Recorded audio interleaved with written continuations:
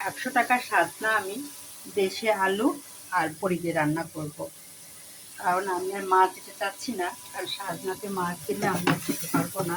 সাজনার যে একটা গন্ধ আছে সেটা আমার কাছে আর হলো ভালো লাগছে না, মানে মাছের গন্ধটা ভালো লাগছে না, সে সেন্টটা আমি পাবো না।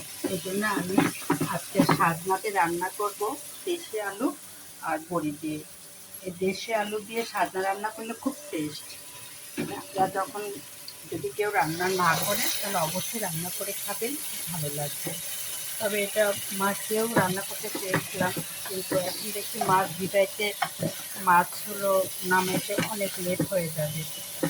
কারণ সন্ধ্যার সময় আমি এই সাজনার আলুটা রেডি করলাম, আর আমি সিএডি রান্না সবসময় আমি 10টা এদিকেই রান্না করি। তার একটাই কারণ, যাতে তরকারিটা নষ্ট না হয় এবং সুন্দর থাকে। আর এখন আমি রান্না করছি সাজনা দিয়ে আর দেশি আলু দিয়ে বড়ি। এই বইটা আমার বেশ পাবনা থেকে আসছে, তবে বইটা আনার সময় প্যাকেট করার সময় হয়তো কোনো সমস্যা ছিল, যার ফলে ডেলিভারি ম্যান সম্পূর্ণ ভেঙে ফেলেছে। এই জন্য রান্না করার সময় বেশিরভাগই বড়িগুলো আমি ভাঙা পাবো, তারপরেও স্বাদ। কারণ এই বড়িগুলো অরিজিনাল বড়ি, এবং ঢাকা শহরের বইটা যেমন বেশিরভাগ একটা আটা থাকে, কিন্তু এটাতে কোনো আটা নেই। এটা অরিজিনাল হলো মাসকালার ডাল দিয়ে তৈরি করা আর লাউ দিয়ে। এই জন্য এটা খেতে খুব সুস্বাদু এই বড়িটা। আর চিন্তা করলাম আমি ওইটাই, কিন্তু মাছ ধরাতে আমার দেরি হবে, তাহলে আমি এই মাসকালার ডাল দিয়ে ডালের বড়ি দিয়েই আমি সাজনাটা রান্না করবো। সাজনা আবার অনেক ফেভারিট, এই সাজনার গন্ধে গন্ধে আমি অনেক ভাত খেতে পারি। অনেক ভাত বলে না, 1 প্লেট খেতে পারি। আর এই জন্য সাজনাটা আমি রান্না করছি দেশি আলু দিয়ে, অন্য কিছু দিতে চাচ্ছি না। মাছ দিলে মাছের সেন্টে সাজনার গন্ধটা আর থাকবে না। এর জন্য আগে চিন্তা করেছি দেশি আলু দিয়ে বড়ি দিয়ে সাজনা রান্না করবো। তখন একটা চিন্তায় আছি ছেলেকে নিয়ে, ছেলেটা খাবে কিনা জানি না, তবে তার জন্য একটু মাংস আছে, ওটা চোখে চালিয়ে যাব। আর একটা ভর্তা তো ওইটাতে লাগেই, বেগুন ভর্তা করবো। আর আজকে সেরিতে এই জন্যই খাবো হলো সাজনার তরকারি, একটু মাংস আছে আর বেগুন ভর্তা। এই হলো আমাদের আজকে সেরির খাবার।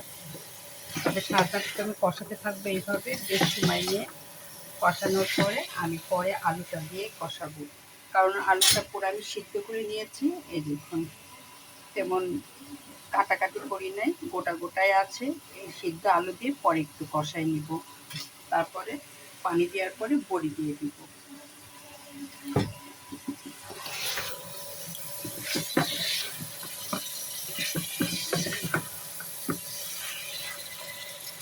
এখন আমি একটু আলু দিয়ে দিব, আলুটা দিয়ে আর একটু কষাবো।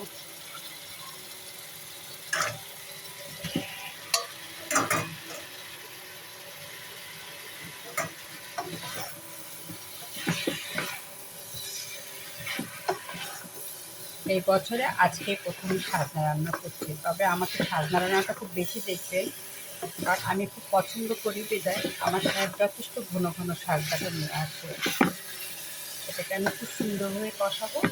কষানোর পরে পানি দেওয়ার পরে আমি ডালটা দিব, ডালের বড়িটা দিব। ডালের বড়িটা যখন পানি অল্প থাকবে বা ঝোল যখন অল্প হবে, তখন ভাজা জিরা আর এই মরিচ দিয়ে নামিয়ে ফেলবো।